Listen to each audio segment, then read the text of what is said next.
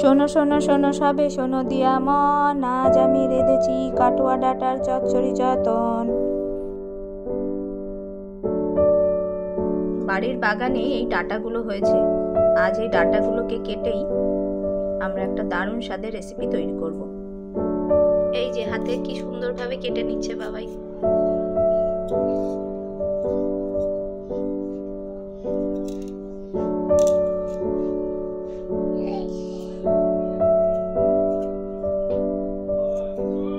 অনেক ধৈর্য সহকারে উনি কাজটা করেন।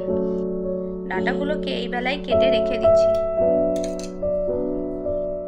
ডাঁটাগুলোকে আমি পরিমাণ মতো নুন দিয়ে সেদ্ধ করে নিয়েছি। তেলটা গরম হয়ে গেছে, আমি মেথিটা ফোড়ন দিয়ে নিচ্ছি। হাফ চামচ মেথি দানা দিয়ে নিয়েছি।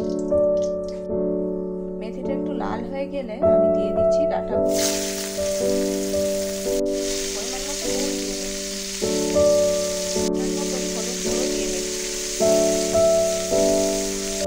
পরিমাণ মতো হলুদ দিয়ে নিচ্ছি। সর্ষে, সাদা সর্ষে, কাঁচা লঙ্কা আর কুমড়োর বীজ দিয়ে আমি একটা ফাইন পেস্ট বানিয়ে নেব মিক্সিতে। মশলাটা আমি মিক্সিতে বেটে নিয়েছি। এইরকম ডাঁটাগুলোকে ভালো করে কেটে নিচ্ছি। বেটে রাখা মশলাটা আমি দিয়ে নিচ্ছি।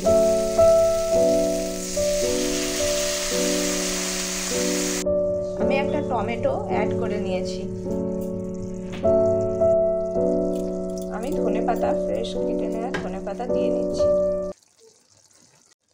সব কিছুকে নাড়িয়ে চাড়িয়ে মিশিয়ে দেব। দিয়ে 2-3 মিনিটের মতো ঢাকনা দিয়ে রাখবো। এটা গায়ে লাগা লাগা হয়েই থাকবে, খুব বেশি ঝোল থাকবে না। সব কিছু দিয়ে ঝোলটাকে একদম গায়ে মাখা মাখা করে নামিয়ে নিয়েছি। রেডি হয়ে গিয়েছে আমাদের ডাঁটার চচ্চড়ি।